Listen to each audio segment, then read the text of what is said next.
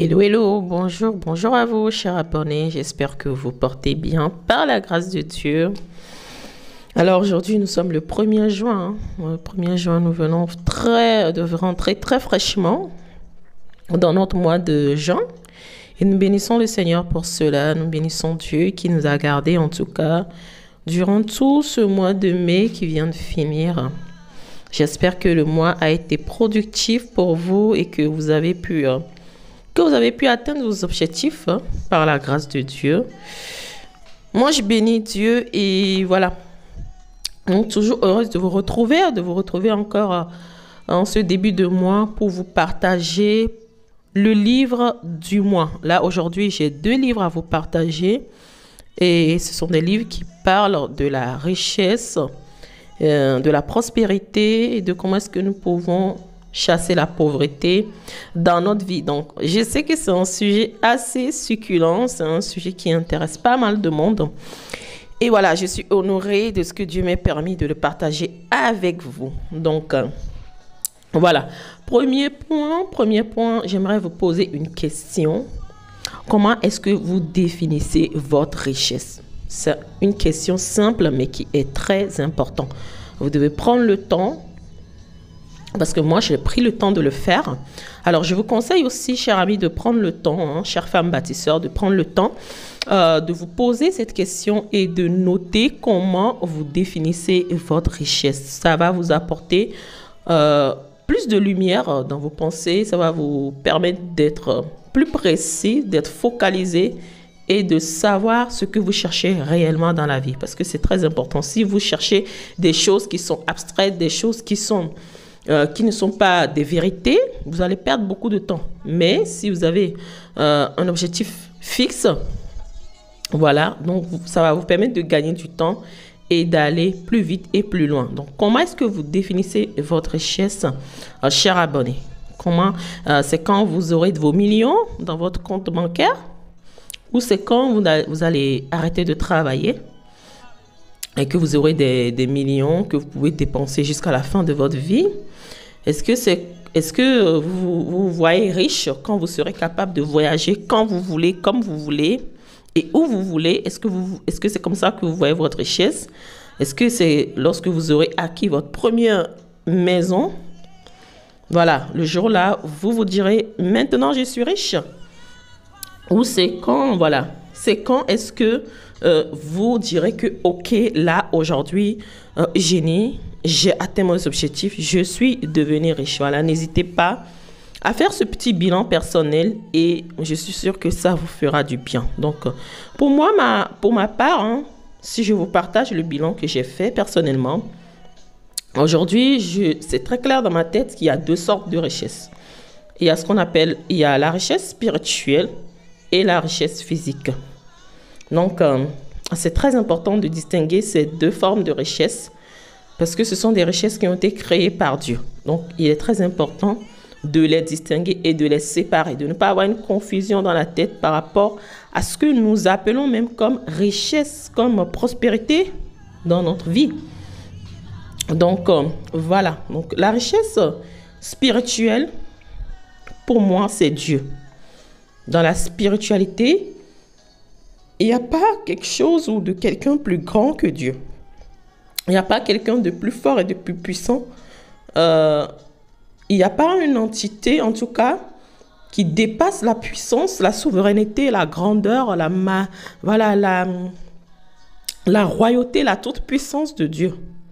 Donc, pour moi, le premier point, c'est la richesse spirituelle et c'est ce que nous devons acquérir. En ayant dans votre vie la richesse spirituelle qui est Dieu, ça va vous débloquer beaucoup de situations et ça va vous permettre aussi, ça va être un gros avantage pour vous pour pouvoir acquérir et jouir avec sagesse.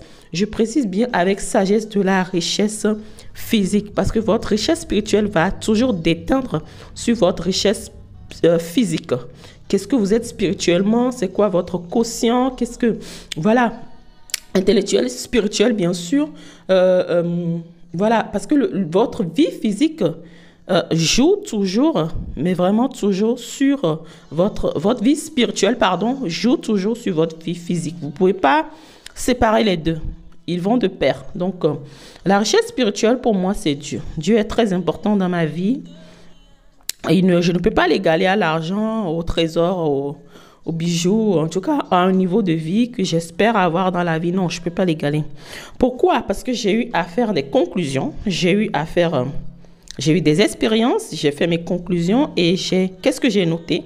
J'ai noté que la richesse spirituelle, comme je viens de le partager, c'est Dieu. Parce qu'en face de la maladie, en face de certaines maladies, en tout cas, tu ne peux pas brandir l'argent pour dire à la maladie de partir. Il faut une force plus supérieure. Il faut, en tout cas, une capacité bien meilleure, bien supérieure que l'argent qui va commander à la maladie de dégager. Et ça, la Bible nous le dit, que devant le nom de Jésus, tout genou fléchit dans les cieux, sur la terre et sous la terre. Et toute langue confesse que Jésus est Seigneur. Non, ça veut dire que la puissance de Jésus-Christ est plus puissante que la maladie, est plus puissante que, voilà, n'importe quelle adversité. Je me suis, face aux attaques démoniaques, aux flèches qui volent le jour et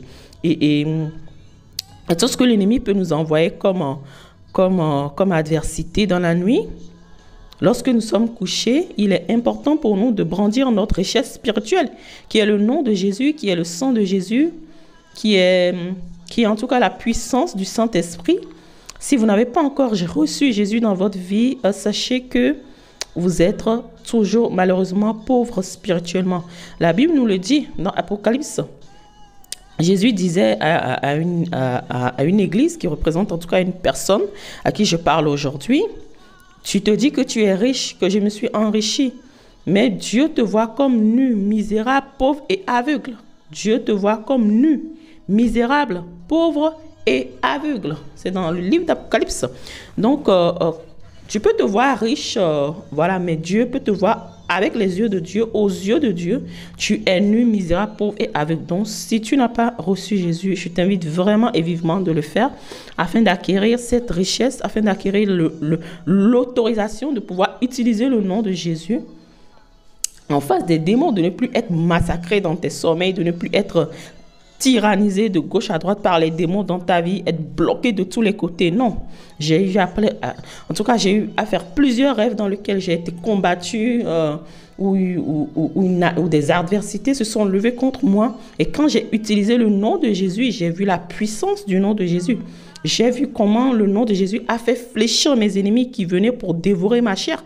J'ai vu comment le nom de Jésus a mis en déroute tout ce qui en voulait à ma vie, dans mes rêves et même dans ma vie de tous les jours. Voilà, je vous assure que le nom de Jésus est puissant. Et voilà, j'invite quelqu'un en tout cas qui n'a pas encore accepté ce Jésus dans sa vie de le faire parce que c'est très important. Et cette richesse-là est une richesse qui nous ouvre aussi la porte dans l'éternité. Parce que pour pouvoir accéder au ciel, il faut un passeport. Il faut un passeport parce que le ciel, c'est un royaume. Le ciel, c'est un territoire qui fait pas partir de la terre. Donc, tu peux pas voyager dans un autre pays sans passeport. Et c'est le nom de Jésus. C'est en acceptant Jésus, en ayant le nom de Jésus qui te donne accès, qui est comme en quelque sorte ton passeport pour pouvoir accéder à cette vie éternelle, à cette vie des enfants de Dieu, à cette vie d'éternité. Donc, sans ce passeport, il te sera difficile, mais vraiment même impossible, si je peux te le dire, de rentrer dans ce royaume. Donc, première richesse, voilà moi mon bilan. C'est très important pour moi. Je ne le négocie pas. C'est non négociable. Pour moi, c'est Dieu. Donc, alors, la richesse physique, il y a plusieurs sortes de richesses pour moi. Pour moi, il y a plusieurs sortes de richesses. Pourquoi? Parce que j'ai aussi fait des expériences et à ma conclusion, j'en dédie qu'il y a plusieurs sortes de richesses. Donc, voilà, si je peux le partager avec vous. Je trouve que la paix dans un pays où vous habitez, si vous avez la paix dans un pays où vous habitez, c'est une richesse. Parce qu'il y a des gens qui dorment et qui se réveillent sous des bombes. Voilà, nous pouvons voir l'exemple en Ukraine, voilà, qui dort et qui se réveille sous des bombes et voilà, et plusieurs sortes d'armes, voilà. Donc, voilà, la paix dans un pays est une richesse.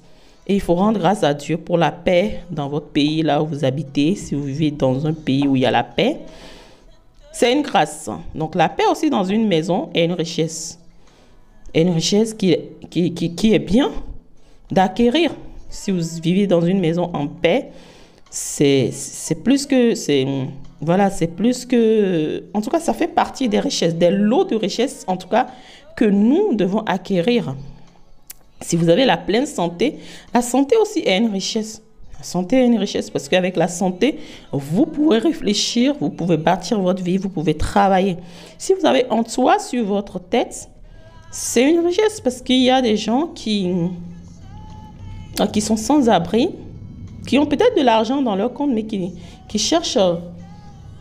Moi, ça m'est déjà arrivé, tu peux avoir de l'argent dans ton compte et tu vas chercher un logement sans pouvoir le trouver, sans avoir à le trouver.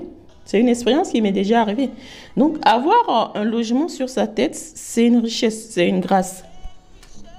Il faut rendre grâce à Dieu pour cela. Et avoir un travail aussi rémunéré, un emploi qui te permet de vivre, en tout cas de survivre, c'est une richesse. Voilà, être à deux, vivre à deux, avoir un mariage, en tout cas vivre à deux, avoir de bons amis, des amis fidèles, c'est une richesse. Et bien sûr, l'argent aussi est une richesse parce que l'argent résout pas mal de problèmes. Donc voilà quelques richesses que je viens de vous citer.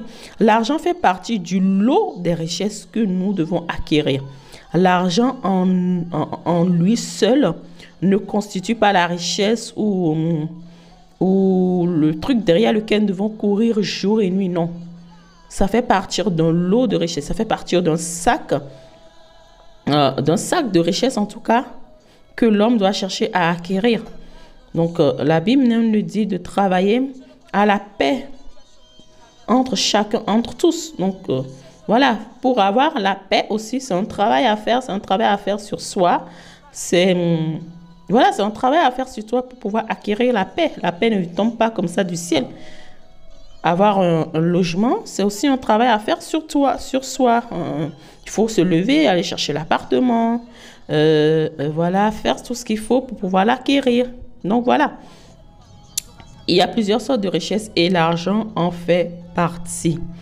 Donc pour en revenir à notre sujet principal d'aujourd'hui, oui, aujourd'hui, effectivement, nous parlerons d'argent. Nous parlerons d'argent, nous parlerons de tout ce qui pourra nous rendre encore plus riches dans le monde, hein, pourra nous faire vivre et manifester la richesse divine dans ce monde. Voilà, c'est de ça que nous parlerons aujourd'hui et nous allons profiter pour aborder les deux thèmes que je voudrais partager avec vous, qui sont dans mes deux livres du mois, Faire la guerre. Alors, le premier livre du mois, c'est écrit par un grand pasteur d'Angleterre, le pasteur Matthew Ashimolo.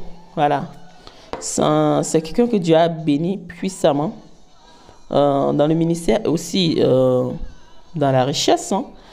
Voilà, c'est un livre que je vous conseille vivement, vraiment vivement d'acquérir. C'est un livre qui change le système de pensée et qui te bouleverse en fait, qui te réveille en fait pour aller acquérir ton part, en tout cas, pour prendre ta part de gâteau dans ce monde où il y a de l'argent. Ne nous trompons pas, il y a de l'argent dans ce monde. Donc, le livre, c'est Faire la guerre à l'esprit de pauvreté. Donc, je l'ai mis en couverture pour vous du podcast. Et le second livre, c'est les 65 clés, de la prospérité et des richesses. 65 clés de la prospérité et des richesses. Là, c'est un livre qui est écrit par le pasteur, c'est aussi un pasteur, mais qui est un grand homme, un puissant homme du Nigeria. Voilà, c'est le pasteur Enoch Adeboye.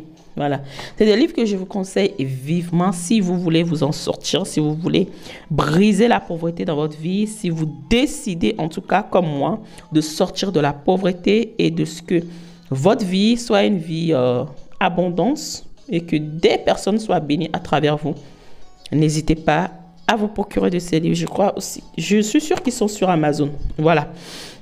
Donc, Pour discuter très brièvement du livre, j'aimerais partager avec vous 6 points qui peuvent vous faire acquérir en tout cas la richesse et la richesse abondante en fait. Donc, le premier livre, c'est faire la guerre à l'esprit de pauvreté. Et c'est un livre qui est très, en tout cas que j'ai beaucoup aimé. Cela nous explique comment la société a été formée pour garder un maximum de pauvres, un plus grand nombre de pauvres, et laisser en haut des pyramides, en tout cas, un minimum de riches. Voilà comment les quartiers ont été formés, comment les quartiers ont été classés, afin que les pauvres restent dans un même endroit et que les riches aussi restent dans un même endroit. Parce que le monde spirituel sait très bien que c'est ce que tu vois tous les jours, ce que tu entends tous les jours, ce que tu dis tous les jours, ce qui fait partie de ton quotidien, c'est ce qui va te déterminer, c'est ce qui fera de toi la personne que tu deviendras demain. Donc, si on te met dans un environnement très pauvre, où il n'y a pas de challenge, où tu n'es pas challengé chaque jour, où tu n'as pas une vision, où tu te contentes de ta place, de là où tu es, bien sûr que ça va pas te réveiller, ça va pas te faire lever d'un bond pour aller chercher la richesse et la gloire. Si on te met dans un endroit où tu vois pas des belles voitures, des Range Rover, des Lamborghini, des Porsche Cayenne, voilà, tu n'auras pas envie de les avoir. Comment le monde a été organisé et comment comment il y a eu en tout cas toute une organisation sur l'Afrique pour garder l'Afrique au maximum dans la pauvreté. Pourquoi est-ce qu'ils nous envoient toujours en Afrique des choses déjà usées, des choses déjà utilisées? C'est vrai que c'est bon prix, ça dépanne, mais c'est pas un moyen de rendre riche quelqu'un. Moi, je dis toujours, c'est une vérité qui est partagée, que toujours abreuver quelqu'un, toujours lui donner la facilité d'avoir ce qu'il veut tout le temps, c'est de le maintenir pauvre. Et c'est le meilleur moyen, en tout cas, de maintenir pauvre la personne en subvenant toujours à ses besoins. Parce que si tu le laisses rencontrer des difficultés, des challenges, il saura il saura se débrouiller, il va développer son instinct de survie, son instinct de survie, oui, pour pouvoir s'en sortir. Mais si tu l'abreuves tout le temps, tu lui fais du bien tout le temps, tu ne le laisses pas affronter ces difficultés personnellement, cette personne-là ne pourra pas s'en sortir. Cette personne-là, si tu le nourris des aides de l'État tous les jours, il ne cherchera pas à s'en sortir, il restera toujours dans la pauvreté. Donc, c'est ce que ce livre nous explique. C'est ce que ce livre nous explique. C'est très puissant, ce livre. Le livre de comment faire la guerre à l'esprit de pauvreté. Voilà. L'esprit de pauvreté aussi pousse les gens à choisir un travail plus simple, un travail qui paye moins, un travail minable. Voilà. Sachant que le travail simple, le travail minable ne va pas t'amener à la prospérité. Nous pouvons lire ici, là, si je peux vous partager dans la page 37. Les gens qui ont un esprit de pauvreté tendent à se décourager facilement, croyant qu'ils ne peuvent pas y arriver ou bien qu'ils ne sont pas assez forts pour engager les batailles devant eux. Voilà, il y a une autre citation. L'esprit de pauvreté empoisonne le rêve des gens et les tient éloignés. Donc, l'esprit de pauvreté aussi agit comment? En te tenant éloigné des personnes qui peuvent t'aider, qui peuvent partager leur expérience avec toi pour que toi aussi tu deviennes quelqu'un, quoi. Donc, tu es là de loin, tu les critiques, tu les critiques de loin. Ah, ils sont devenus riches. Voilà, ils ont fait ci, ils sont dans des sectes et tout. Non, il faut les approcher. C'est en les approchant que tu auras leurs secrets et que tu pourras toi aussi développer ton propre business, ton propre activité pour aussi rentrer dans la catégorie de ces riches. Donc voilà en gros ce que je voulais vous partager sur faire la guerre à l'esprit de pauvreté et les 65 clés de la prospérité. C'est aussi un livre puissant. C'est aussi un livre puissant dans lequel on nous dit quoi là. Je voulais vous partager les 7 points. Les 7 points, c'est de découvrir sa profession divine. Voilà, le premier point. Premier point, découvrir sa profession divine. C'est quoi la profession divine en tout cas? La profession divine, c'est la profession, c'est le travail que Dieu t'a confié sur la terre, en fait, tout simplement, si on peut le dire. À chaque personne, Dieu a confié un travail à faire sur la terre. Si tu veux vraiment vivre la richesse divine, il faut chercher par tous les moyens, demander à Dieu de te montrer ce travail-là qu'il a préparé pour toi sur la terre. C'est ce qui fera que Dieu lui-même va te récompenser. Mais avant d'aller plus loin, je voudrais partager quelque chose de très important aussi avec vous. Pour devenir riche, qu'est-ce que tu dois mettre déjà en place? Là, tu as déjà fait la guerre à l'esprit de pauvreté, tu as pris les bonnes dispositions, tu veux te mettre au travail et tout. Maintenant, pour devenir riche, qu'est-ce que tu dois mettre en place? Tu dois avoir une grande vision. Tu dois écrire ta vision. Tu dois avoir une grande vision en premier. En second lieu, tu vas écrire ta vision. Tu vas écrire ta vision. Troisième point, tu vas travailler dur pour pouvoir arriver à tes objectifs. 4, tu dois prier beaucoup pour que Dieu t'aide à réaliser cette vision. Parce qu'il y a aussi quelqu'un, quelque part, l'ennemi qui n'est pas content pour que tu puisses faire l'œuvre de Dieu en toute tranquillité. Donc, tu dois prier beaucoup. Et le dernier point, tu dois semer beaucoup. Tu dois être généreux. Tu dois être généreux envers ceux qui sont dans les besoins, ceux qui sont défavorisés. Parce que c'est aussi des actions que tu peux poser qui vont ouvrir en tout cas la bénédiction divine sur ta vie. Donc, note bien ces points. Pour devenir riche, il faut avoir une vision. Une vision qui vient de Dieu. Pas aller copier la vision d'une personne. Non. Demande à Dieu, quelle est ta vision, quelle est ta profession divine, et tu l'écris.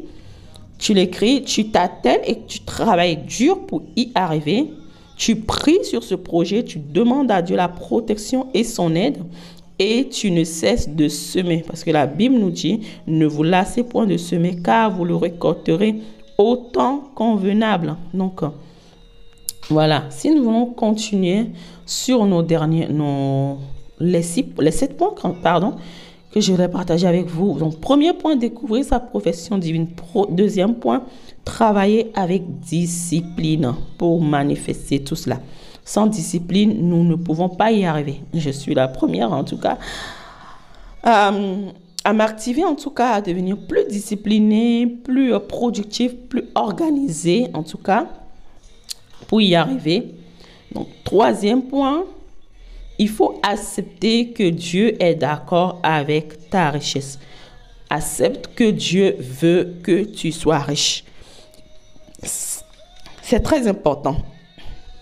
Parce que le contraire, ça vient de l'ennemi. Ça vient du diable. Dieu veut que tu sois riche. Dieu veut que je sois riche. La Bible nous dit dans 2 Corinthiens 8, verset 9, que Christ s'est fait volontairement pauvre afin que par sa pauvreté, nous soyons enrichis. Donc, notre richesse aussi fait partie du plan de Dieu pour nous, des projets de Dieu pour nous, des projets de paix que Dieu a pour nous. Il ne faut pas dire, ok, je suis chrétien, j'ai déjà la richesse divine, je suis déjà béni en Christ, je n'ai pas besoin de beaucoup d'argent. Bon, si tu es à l'aise là où tu es, il n'y a pas de problème. Mais tant que tu auras défini ce que c'est que ta richesse, n'oubliez pas, en début de notre podcast, je vous ai dit, définissez ce que vous trouvez, en tout cas, ce que vous définissez comme richesse. Il faut le noter. Donc, si tu trouves que tu n'es pas encore arrivé au niveau où tu es, tu dois accepter. Tu dois tout simplement accepter que tu veux devenir riche. Tu travailles à devenir riche. Et pour que ta richesse, et pour que tu deviennes une source de bénédiction pour les autres. Et Dieu est d'accord. Dieu est d'accord. Dieu n'est pas seulement là pour rendre riches les païens, ceux qui ne croient pas en lui. Non, et qui manquent de sagesse, en tout cas, pour utiliser cet argent. Non. Dieu veut rendre riche. Dieu veut en tout cas manifester cette richesse que Jésus nous a acquise sur la croix. Voilà, cette richesse que Christ nous a acquise. Dieu veut le manifester pour nous physiquement. Donc, il faut être d'accord. Il faut être d'accord sur ça. Il ne faut pas se voiler la face, se mentir, dire que non, je suis bien comme je suis. Si vous êtes bien comme vous êtes, ben, tant mieux. Mais si vous n'êtes pas bien comme vous êtes, décidé de vous en sortir et de manifester la richesse divine. Donc, quatrième point, il est important aussi d'ordonner à votre richesse de vous localiser. Moi, je l'ai fait plusieurs fois et je sais que ça fonctionne. Levez-vous le matin, ordonnez au nord, au sud, à l'est, à l'ouest.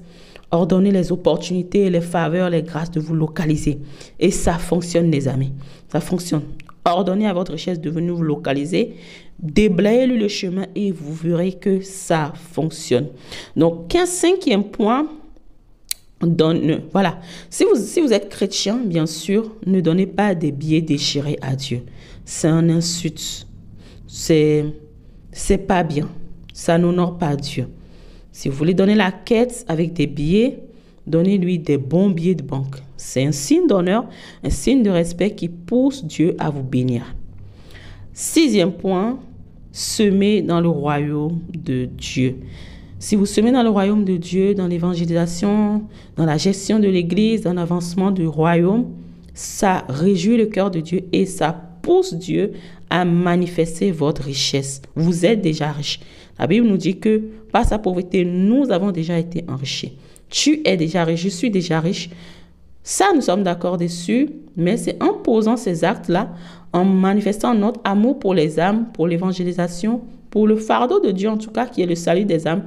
Ça réjouit le cœur de Dieu et ça le pousse à combattre pour vous l'opposant, Satan, l'opposant, en tout cas, à dégager de votre chemin pour pouvoir, manifester votre richesse sur la terre. Parce qu'il sait que quand il vous rendra riche, vous allez continuer de semer. N'attendez pas de devenir riche pour semer dans l'œuvre de Dieu, non. Commencez déjà et prenez cette habitude. Et Dieu sait qu'en devenant plus riche, vous n'allez pas délaisser cette bonne habitude que vous avez commencé. Voilà. Et aussi, sur notre route, le septième, le dernier point, sur la route de la conquête, sur la route de la poursuite de la richesse, prenez le temps de rendre grâce. Prenez le temps de célébrer chaque victoire, de célébrer chaque objectif atteint. Prenez quelques jours de repos, de bilan. Asseyez-vous pour célébrer ce que Dieu est en train de faire à travers vous, ce que Dieu est en train de faire avec vous. Parce que sinon, si vous ne prenez pas le temps de célébrer, si vous ne prenez pas le temps de vous asseoir sur le chemin de la conquête, sur le chemin de la richesse, vous allez passer toute votre vie à courir derrière la richesse et peut-être ne pas profiter assez, en tout cas, de l'objectif, des objectifs que vous voulez atteindre en fait. Donc, à chaque mois, à chaque saison, à chaque réussite, prenez le temps de célébrer Dieu. Prenez le temps de dire merci à Dieu. Prenez le temps de jouir de l'endroit, en tout cas du lieu où vous êtes arrivé, des objectifs que vous avez atteints déjà. Ce que vous avez déjà, prenez le temps de lui dire merci et de profiter de ça avant de continuer la marche. Ça nous permet de nous détendre, de nous relaxer. Et ça permet aussi, c'est des moments aussi de retraite qui permettent à Dieu de nous repositionner, de retélécharger de nouvelles choses en nous, d'autres objectifs, en tout cas des choses complémentaires dont nous avons besoin pour avancer. Voilà. Mon podcast a été un peu plus long aujourd'hui, mais je tenais vraiment en finir en tout cas avec les 2 livres pour ce début de mois de juin que je vous conseille de lire vivement.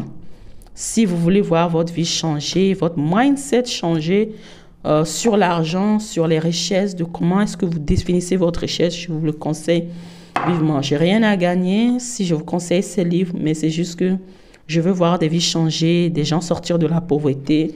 Et je veux voir une armée de riches se lever pour la gloire de Dieu.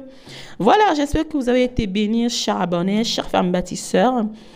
Et voilà, je vous dis à très bientôt. Que Dieu vous bénisse. Ciao.